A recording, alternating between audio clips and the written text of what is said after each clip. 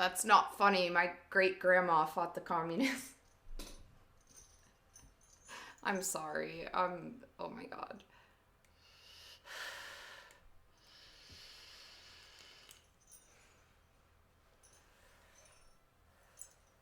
Also, I did not actually mean to wear this much red. It's a total accident.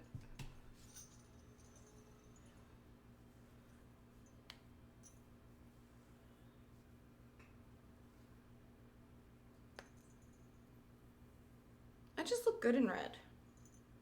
I'm not a goblin, I swear. I'm a mind goblin. We have fun here. Okay, I'll probably only read one chapter though, but maybe we'll keep it rolling. I only read 3 pages last week. No, wait, it's more than 3. Wow, I read like 10, no. Okay, that was wrong. I have to be very careful. It's a very old book. Okay, The Army of the Red Goblins. Or, sorry, The Army of Red Goblins was last week. And this week... Yeah, I only read 3 pages last week. And this week, it is chapter 23, A Most Exciting Night. And we are reading The Enchanted Wood by Enid Blyton.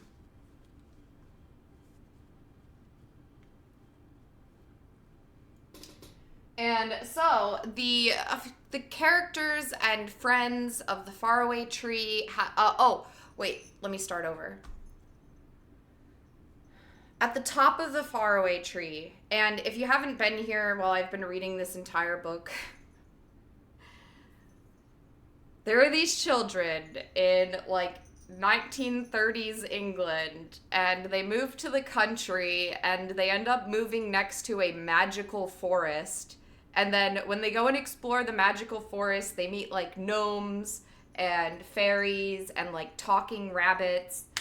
And then they find this magical tree, and it's a fucking massive tree, okay? And they start climbing the tree because this, like, dude who stole something ran up the tree, and they're like, we'll go after him. And then the gnomes were like, no, the faraway tree is very dangerous. He's gone. You'll never find him again.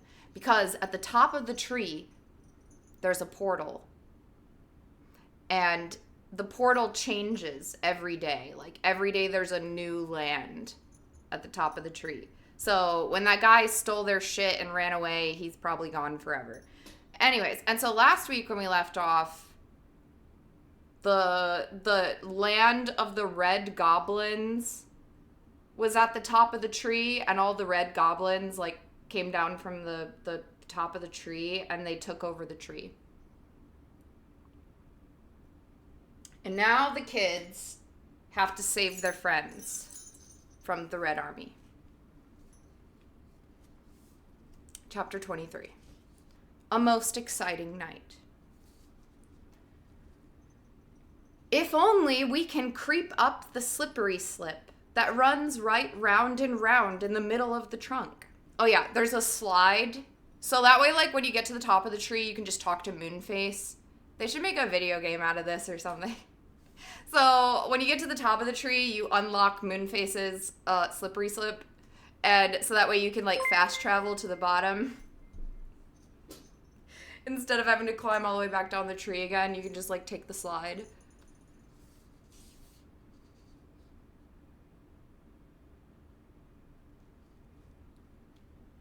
And then, oh yeah, so they went and they checked out the tree because all their friends are, like, trapped in it because of the goblins.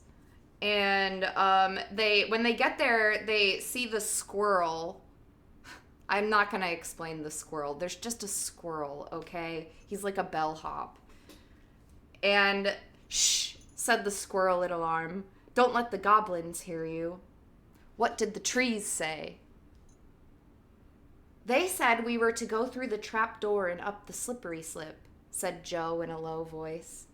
We can get right up to Moonface's then. It is a wonderful idea. Come on, then, said Bessie, and the three of them ran to the faraway tree and felt about for the little trapdoor. Ooh, another adventure. There should be a diagram. I can't believe I actually don't think there is ever a diagram drawn of the tree, but it would be great to see one. And I guess the other trees in the magical forest gave the idea. I thought it was the squirrel, but the squirrel actually just, like, warned them. And then they were like, the trees told us that we can climb up the trapdoor. And now that was where we left off. If only we can creep up the slippery slip that runs right round and round in the middle of the trunk and get to Moonface's at the top, we shall be able to help him, said Joe, feeling about for the trapdoor. Well, I wonder why Moonface didn't slip down it himself, said Bessie. Oh, he'd think that there would be plenty of red goblins at the bottom of the tree, ready to catch him when he flew out of the trapdoor, said Joe. But I don't believe they know about this slide. He found the trapdoor and swung it open. Hold it open for me whilst I climb in, he said. So Bessie held it. Joe began to climb. But dear me, it was most slippery. Oh, most terribly slippery. He simply couldn't manage to get up the slippery slip at all. Good to see you all, by the way. Purple Wayne, anyone I haven't said hi to, I'm sorry. I'm a bit frazzled, but I'm doing it. But dear me, it was most terribly slippery. He simply couldn't manage to get up the slippery slip at all. As fast as he climbed up a little way, he slid back down. Again. He groaned. This is awful. We can never get up this way.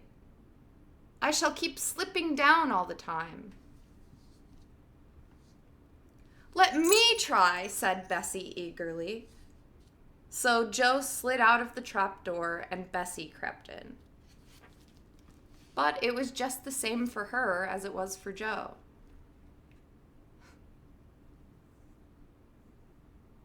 The slide was far too steep and slippery to be climbed. Whoosh, whoosh, whoosh, said the trees nearby.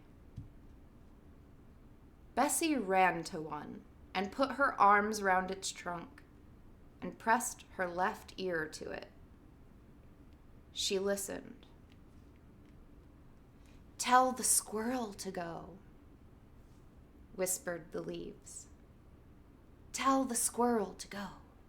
Whoosh, whoosh, the squirrel.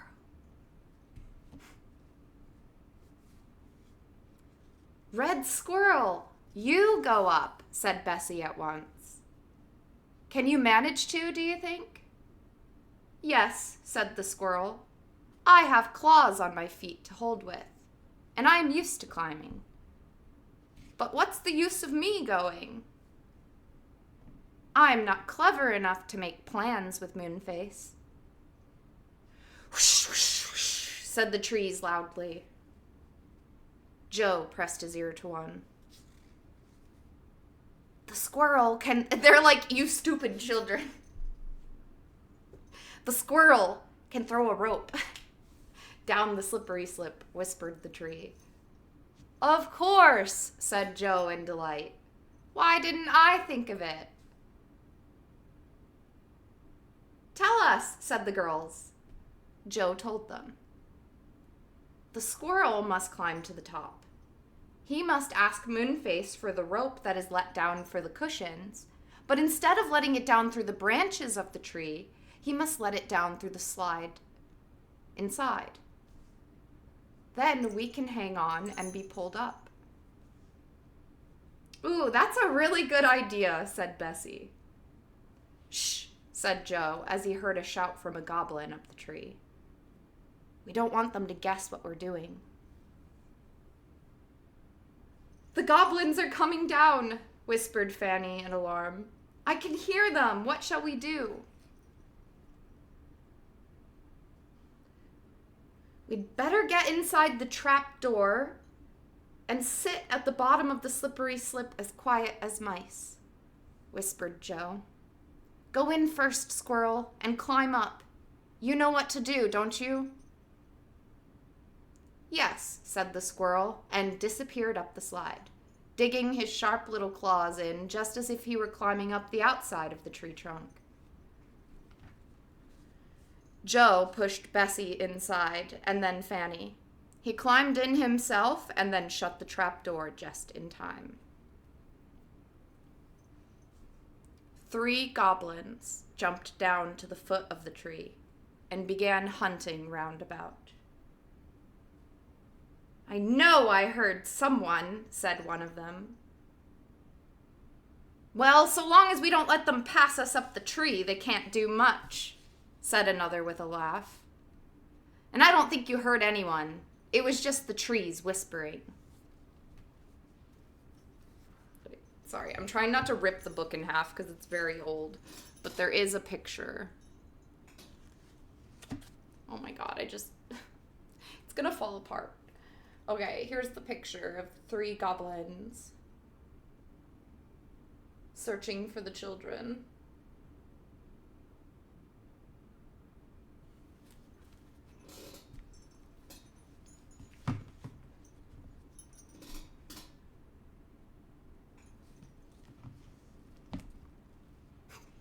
Last weekend, I was awarded a medal for valor by finishing a meal in a motorway service station. Thank you for sharing. Seriously, the art in this is so amazing.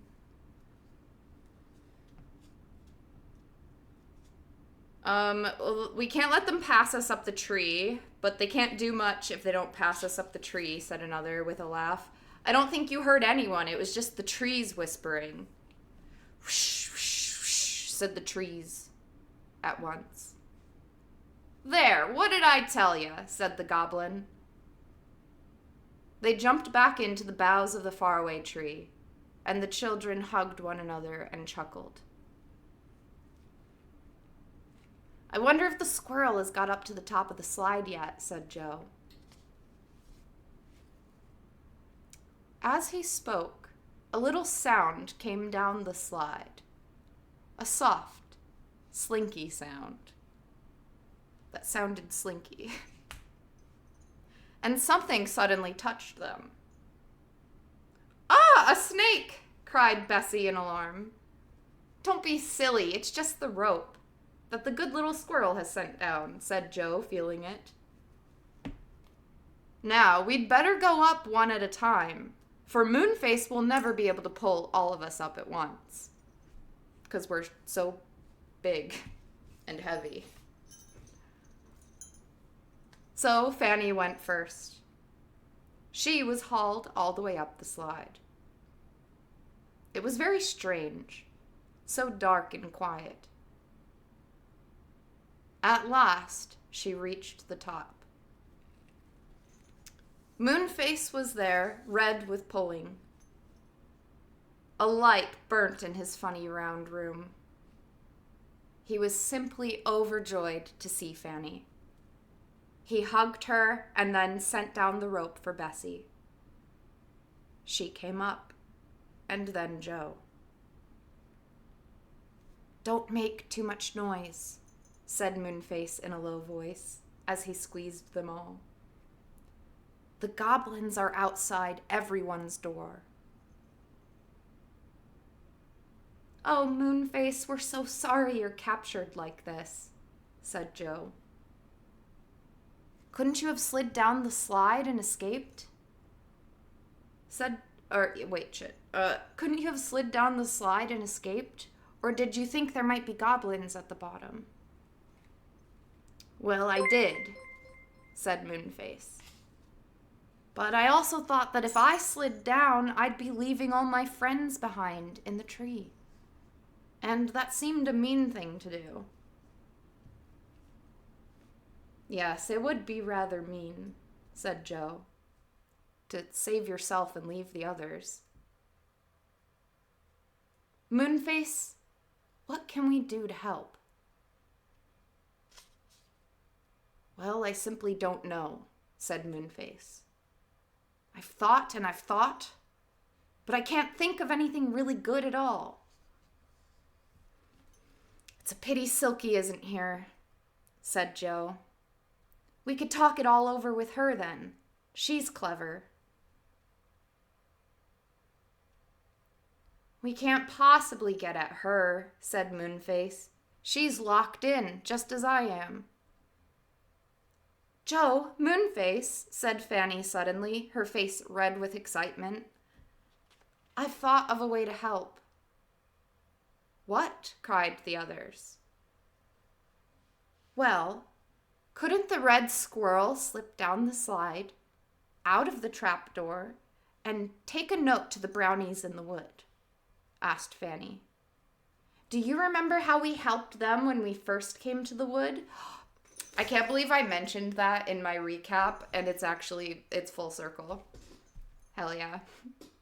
Do you remember how we helped them when we first came to the wood, and they said they would always be pleased to help us if we wanted them? Yes, but how could they help? Asked Moonface doubtfully. Nobody quite knew, but Joe suddenly nodded his head and gave a squeal. Shh, said everyone at once. Sorry, said Joe, but I really have got an idea at last. Listen, the red squirrel can tell the brownies to come up here in crowds. We'll pull them up on the rope. Then Moonface can shout out to the goblins outside that he'll tell them magic spells they want to know. And when they open the door, the brownies and ourselves can all pour out and defeat the goblins. That's a splendid idea, said Moonface, looking at Joe in admiration. Simply wonderful, said the girls. Joe was pleased. And we'll unlock everyone's doors and they can all join in, he said. My word, this is going to be exciting. Can you see how dreadfully angry the angry pixie will be? And Mr. What's-his-name? My goodness, they'll go for the red goblins like wild cats.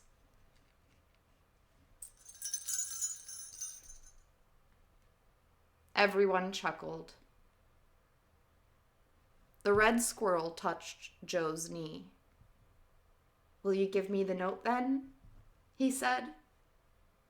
I know where Mr. Whiskers lives, and I will take the letter to him and let him call all the brownies together. Joe took out his pencil and wrote a note on Moonface's paper. He folded it and gave it to the red squirrel, who folded it even smaller and tucked it in his cheek. Inside his cheek. Oh my god, that's the cutest thing I've ever heard. A red squirrel committing espionage by hiding it in his mouth, in his cheek. Oh my god, it's so cute, I'm gonna die.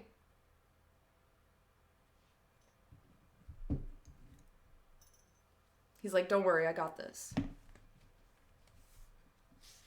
That's in case I'm caught by the goblins, he said. They'll never think of looking for a note inside my cheek.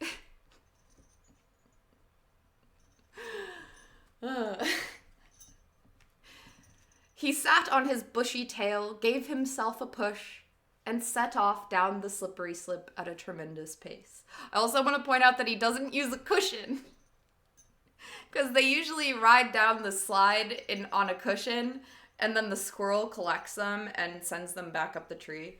But the squirrel doesn't need a cushion because he sits on his tail. It's so adorable, I'll scream. Oh, sorry, I should stop interrupting. He sat on his bushy tail, gave himself a push, and then set off down the slippery slip at a tremendous pace. Fanny giggled. His tail is a cushion, she said. Isn't he a darling? I do hope he'll find Mr. Whiskers all right. Well, we'd better just sit here quietly and wait, said Moonface. I don't want the goblins opening my door and seeing you all here. They'll know we've got a plan then. We brought you the tea you didn't eat this afternoon, said Bessie, and she undid the bag. Here are some radish sandwiches, some buns, and some toffee. We'll all have some, said Moonface. And I've got some pop biscuits, too. So, they sat round, quietly, on Moonface's curved sofa and bed and chairs, and ate and whispered, waiting for the squirrel to come back with Mr. Whiskers and the brownies. Whatever would happen then. And next week we will read chapter 24, The Red Goblins Get a Shock. Thank you.